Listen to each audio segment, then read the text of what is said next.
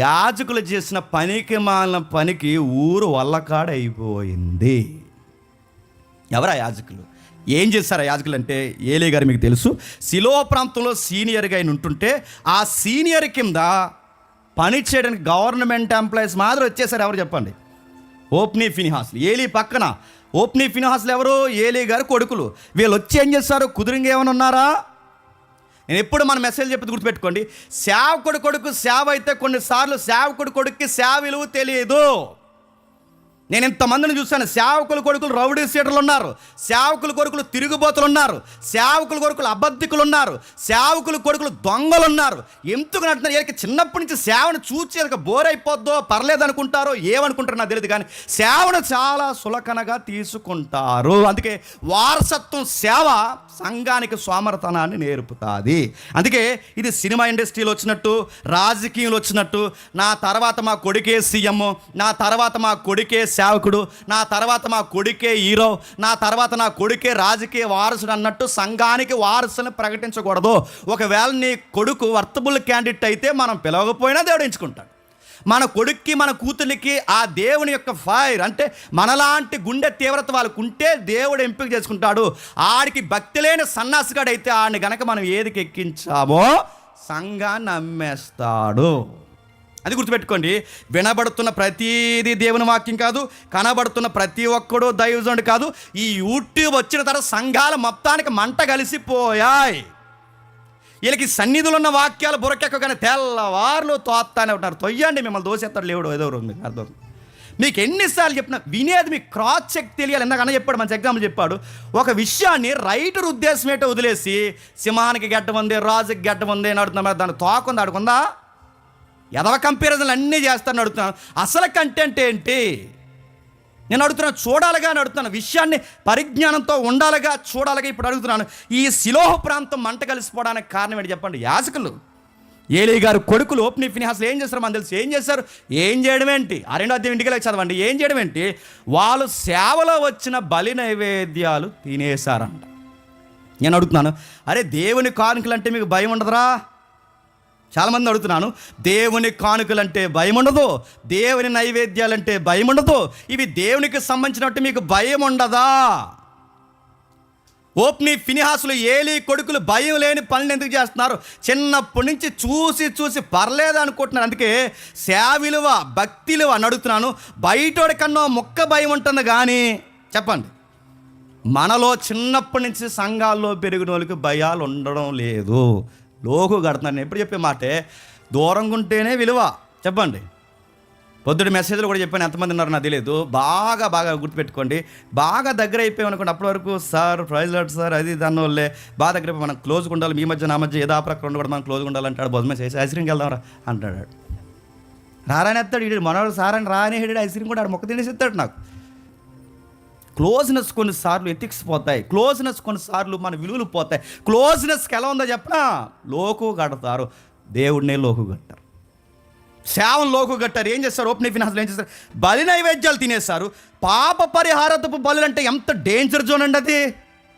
మంచి మంచి మొక్కల పక్క తీయండి అన్నారట, ఆ మొక్కలు కాల్చుకుని తినేశారట, స్టఫ్గా వాడేసారట. కొన్ని వ్యాఖ్యానాల్లో వాళ్ళు ఏదైతే ఉందో వాళ్ళు డ్రింకింగ్ అలవాట్లు కట్ట, కొన్ని వ్యాఖ్యానాలు ఉంది, కొన్ని డ్రింకింగ్ అలవాట్లు నంచుకోవడానికి మొక్కలు ఏరేశారు. మీకు మాట చెప్పనా, నేను అందరిని అంటలేదు, ఒకవేళ అందరినీ ఈ మాట అంటే దేవుడు నన్ను క్షమించగాక. ఈ పనులు చేసేవారిని అంటున్నాను. దేవుని మందిరాల్లో జడ్జాగా కూర్చుని చర్చ అయిపోయిన తర్వాత భయం లేకుండా ఇప్పటి వరకు దేవుని సన్నిధిని పిలువబడిన ఆ దేవుని సన్నిధిలోనే ఎంటర్టైన్మెంట్ ప్రోగ్రాలు చూసే సన్నాసిగాలు ఉన్నారంటే మీరు నమ్మగలరా? అక్కడే ఓపెన్ చేస్తాను అడుగుతున్నాను. మరి ఇప్పటివరకు దేవుని సన్నిధి ఇక్కడ బోధింపబడితే నువ్వు అసలు నీకు భయం లేదరా దేవుని సన్నిధి అంటే? మళ్ళీ ఇలా పోటుగా ఇలా జ్ఞానం అంటే దేవుని సన్నిధి ఏంటంటే, దేవుని సన్నిధి అంటే చెప్పండి ఇదండి దేవుని సన్నిధి ఏంటండి అని అడుగుతున్నా. ఈ దేవుని సన్నిధి అంటే ఎక్కడ 2-3 ఆయన నామాన్ని కూడుకుంటారో ఆయన ప్రజెన్స్ అక్కడ ఉంది. ఆయన ప్రజెన్స్ ఉన్న దగ్గర గుర్తుపెట్టుకోండి, అది దేవుని సన్నిధి. ఆ కాలమైనా ఈ కాలమైనా ఇచ్చే గౌరవాన్ని ఇవ్వాలి. చాలామంది భయం లేని పనులు అక్కడక్కడ అడుగుతున్నాను. నేను ఈ మాట అంటున్నాను కొంచెం ప్రాక్టికల్గానే, మీరు ఏమనుకున్నా పర్లేదు, రాడికల్గా కొన్ని మాట్లాడుతున్నాను. ఎక్కడెక్కడే కూర్చొని, మన సంఘాల్లో లేవు, ఎక్కడెక్కడే కూర్చొని స్ట్రైట్గా వాక్యం వినకుండా కొంతమంది లేడీస్ వైపు లుక్ చేసేవారు ఉంటారు. అడుగుతున్నారు, అరే మీకు భయం ఉండదా అని అడుగుతున్నాను నేను. అరే దేవుని సన్నిధి ఇక్కడ ఫోన్తో మనం ఉండకూడదు. అరే ఇది దేవుని సన్నిధి, లేడీస్ వైపు చూడకూడదు. అరే ఇది దేవుని సన్నిధి, మన ఇంటెన్షన్ సరిగ్గా ఉండాలి. భయం ఉండదా? అలవాటు అయిపోయింది. 10 ఏళ్ళు సంఘానికి వచ్చి 20 ఏళ్ళు సంఘానికి వచ్చి తెలుగులో సామెత ప్రాక్టికల్గా లేదు కానీ తెలుగులో సామెత అంటే తొండ ముదిరి, అది నిజానికి తొండ అవ్వదు కానీ సామెత తొండ ముదిరే చెప్పండి ఓసర వెళ్ళి అయిందంట. వీడు రాను ఈడు ముదిరిపోయిన టెంకలా తయారు. వీడికి భయం లేదు, వీడికి మాటల భయం లేదు, చేతల భయం లేదు, ఏమీ భయం లేదు.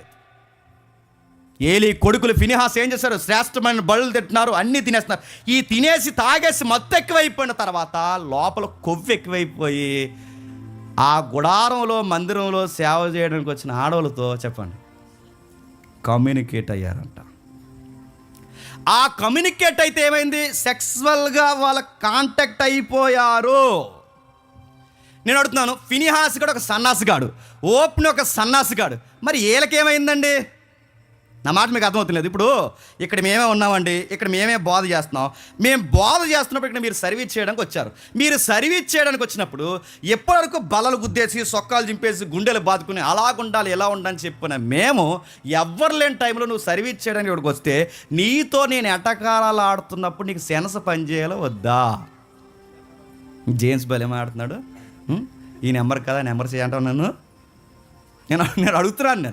నీకు సెన్స్ పనిచేయాలొద్దా?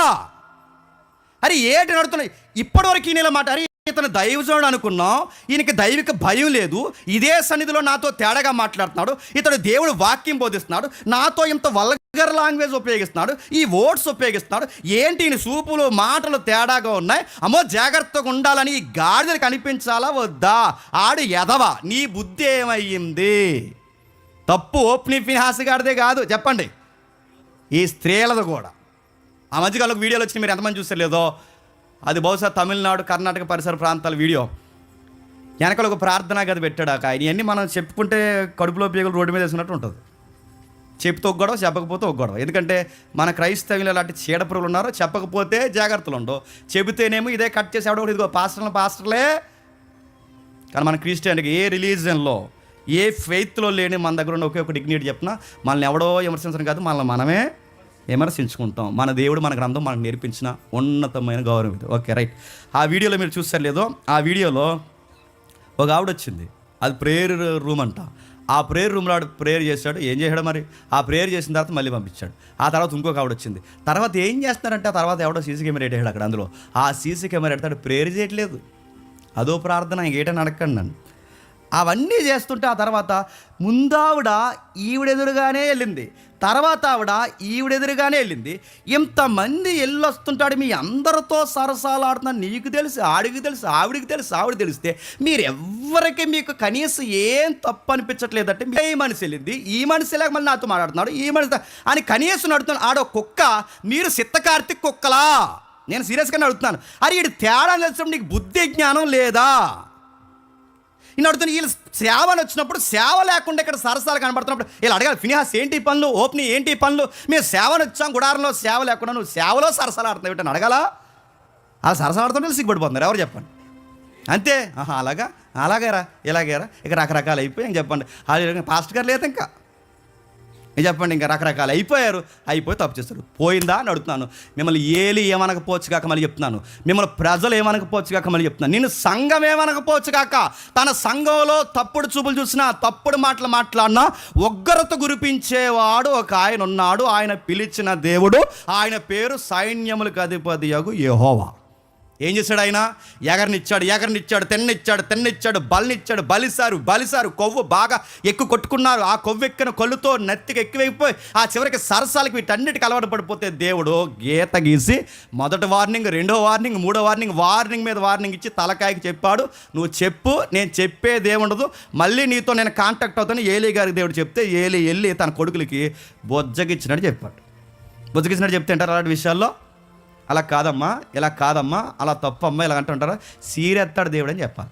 అలా చెప్పకుండా ఇలా సీరియస్గా చెప్పకుండా ఈయన ఇలా బొజ్జగించిన చెప్పి. ఎందుకంటే మన ప్రసంగాలు ఎప్పుడు గుర్తుపెట్టుకుని బయట వరకు పవర్ఫుల్గా ఉంటాయి కానీ చెప్పండి, ఇంట్లో పవర్ఫుల్గా చెప్పాం. అది బయట పిల్లలు సండే స్కూల్ రాకపోతే సండే స్కూల్కి రారు, మీ పిల్లలు మీ బతుకే ఇలా తగలడ్డే అంటాం. అది మన పిల్లలు వెళ్ళకపోతే సండే స్కూల్కి వెళ్ళాలి కదా బాబు.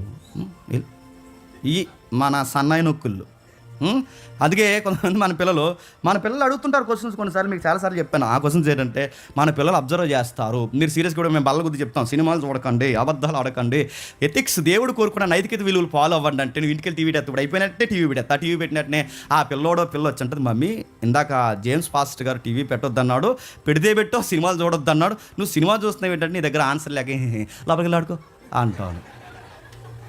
అంటే అదే చెప్పండి. ఈ నాటకాలు నడుతుంది. నెక్స్ట్ జనరేషన్ ఎవరో పాడు చేయరు, చెప్పండి, మనమే పాడు చేస్తాం.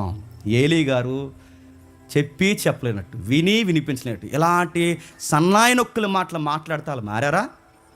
దేవుడు చెప్పాడు, నీకు నీ కొడుకులకి కొవ్వు ఎక్కువైపోయింది, రాసి పెట్టుకో, చంపబడేస్తున్నాను.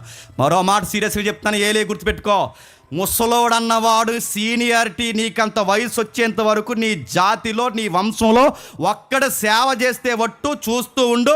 ఏ మందిరాన్ని ఆనుకొని మీరు సేవ చేస్తున్నారో, ఏ మందస్సు మీకు ఇప్పటి వరకు సెక్యూరిటీ ఇచ్చిందో ఆ మందస్సాన్నే వదిలేస్తున్నాను, ఆ సన్నిధిని వదిలేస్తున్నాను. ఇంకొక మాట, నిన్ను నీ కొడుకుల్ని వదిలేస్తున్నాను. మరో మాట చెప్తున్నాను, నీ తరతరాలు వదిలేస్తున్నాను. వదిలేశాడు దేవుడు. అడుగుతాను, ఏలీని పక్కన పెట్టాడు, సమూయేలుని తెర మీద తీసుకొచ్చాడు. ఏలీ కొడుకులను పక్కన పెట్టాడు, సమూయేలు స్థితిని పక్కన తీసుకొచ్చాడు.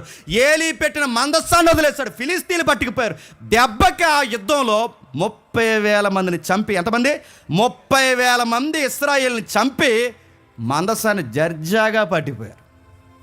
ఆ పట్టిపోతూ మందస్సాన్ని పట్టిపోయి ఊరకే వదిలేశారు. అరే వీళ్ళకి బలము బలహీనత ఈ మందస్సమేరా, వీళ్ళ మానసిక శారీరకంగా చితగొట్టాలంటే మందస్సం పట్టుకుపోవాలని 30,000 మందిని చంపేసి మందస్సాన్ని తీసుకెళ్ళిపోయి ఎలుతున్న వాళ్ళ ఖాళీ గెలక ఆ ఏదైతే పూజలు అందుకున్న మందిర స్థలం ఉందో మొత్తం ఆ ఊరిని మందిరాన్ని చెప్పండి తగలెట్టిపోయారు గడ్డి చేత.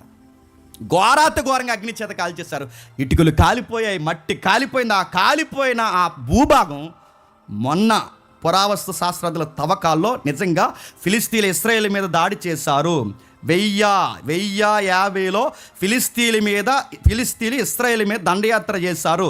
ఇది నిజంగా జరిగిందని మొన్న పురావస్తు శాస్త్రజ్ఞ రికార్డులో బయటపడింది. ప్రస్తుతానికి ఆ సైంటిఫిక్ టెంపర్లో దాని పేరు గిర్బత్ సిలోన్ అంటారు దాన్ని. ఆ ప్రాంతాన్ని ఇప్పుడు పేరు పెట్టి పిలుస్తున్నారు. అది నిజంగా తగలడిపోయింది. ఆ ప్రాంతాన్ని దేవుడు వదిలేశాడు. ఎందుకు వదిలేశాడు? మొత్తం కంటెంట్కి ఇచ్చిన ఆన్సర్ అంటే చెప్తున్నా, శాకులు తిరం లేకుండా కానుకలతో ఎటకారాలు జలసాకి మరిగిన, సుఖాలకి మరిగిన, రెండోది దేవుని కానుకలను అడ్డగోలుగా వాడిన, మూడోది చెప్తా, వచ్చిన స్త్రీ పురుషులు భయంకరమైన పాపపు కార్యాలకు అలవాటు పడిన దేవుడు తీసుకునే నిర్ణయం చెప్పిన తగలెట్టి పడేస్తాడు. ఎప్పటివరకు తగలెడతాడు? అంటే తారాలు తగలెట్టేస్తాడు.